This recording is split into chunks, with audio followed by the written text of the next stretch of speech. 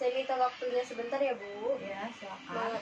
untuk mewawancarai Ibu mengenai pembelajaran IPA di sekolah SDN Doyong pada kelas 6A. Baik, untuk mempersingkat waktu, saya langsung ke pertanyaannya saja ya Bu. Ya, baik. Untuk pertanyaan yang pertama, bagaimana cara Ibu mengajar siswa pada saat pembelajaran di kelas? Baik, saya akan menjawabnya. Untuk pembelajaran yang saya gunakan yaitu menggunakan pembelajaran kooperatif ya, di mana pembelajaran kooperatif ini saya meminta siswa untuk membuat kelompok ya kan. Mengapa saya membuat cara berkelompok? Agar materi yang saya sampaikan mudah dipahami oleh siswa kayak gitu.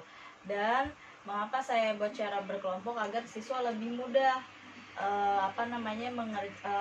agar siswa itu lebih mudah untuk mengerjakan soal-soal secara berdiskusi seperti itu. Baik, saya lanjut ke pertanyaan yang kedua ya Bu. Ya. Bagaimana cara mengajar IPA yang Ibu terapkan selama ini? Cara yang saya terapkan sampai sekarang ini yaitu menggunakan cara konvensional, di mana cara konvensional ini guru itu lebih aktif daripada siswa gitu. Baik, untuk pertanyaan yang ketiga, adakah kesulitan atau kendala yang Ibu alami dalam mengajarkan pembelajaran IPA ke siswa? Tentu ada ya, yang namanya mengajar itu pasti ada yang namanya kendala. Nah, biasanya kendala itu sendiri yang sering terjadi yaitu minimnya atau kurangnya alat atau media pembelajaran. Nah, karena minimnya alat atau media pembelajaran sehingga terkadang membuat pembelajaran menjadi tidak efektif seperti itu. Selain itu juga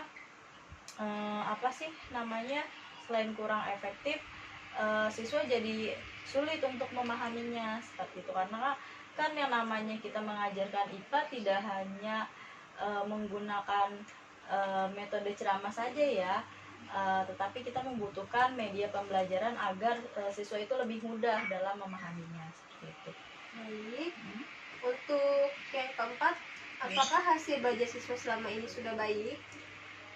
Untuk hasil belajar siswa untuk selama ini tentu tidak semuanya baik ya. Ada juga yang hasilnya di bawah atau kurang dari KKM kayak gitu. Jadi ya untuk hasil itu sendiri ya masih banyak yang perlu dicapai karena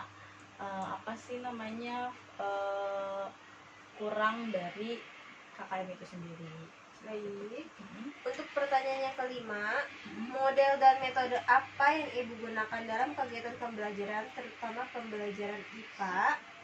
Untuk model atau metode itu sendiri biasanya saya kembalikan lagi ya, Neng Devi, sesuai dengan kebutuhan dan biasanya dari materi itu sendiri. Jadi ya intinya saya kembalikan lagi di ke bukunya anak-anak kayak gitu, yang cocok yang mana gitu. Oke, baik. Untuk pertanyaan yang keenam, bagaimana evaluasi yang Ibu berikan setelah kegiatan pembelajaran IPA? Nah, biasanya evaluasi yang saya berikan itu berupa soal-soal. Nah, selain soal-soal juga saya biasanya memberikan dengan cara anak-anak diminta untuk membuat rangkuman. Setelah misalkan merangkum, di situ anak-anak saya minta untuk menjelaskan atau mengulang kembali apa sih yang telah didiskusikan atau apa sih yang sudah mereka rangkum seperti itu. Oke, baik Ibu. Ya. Mungkin untuk pertanyaannya sampai sini saja.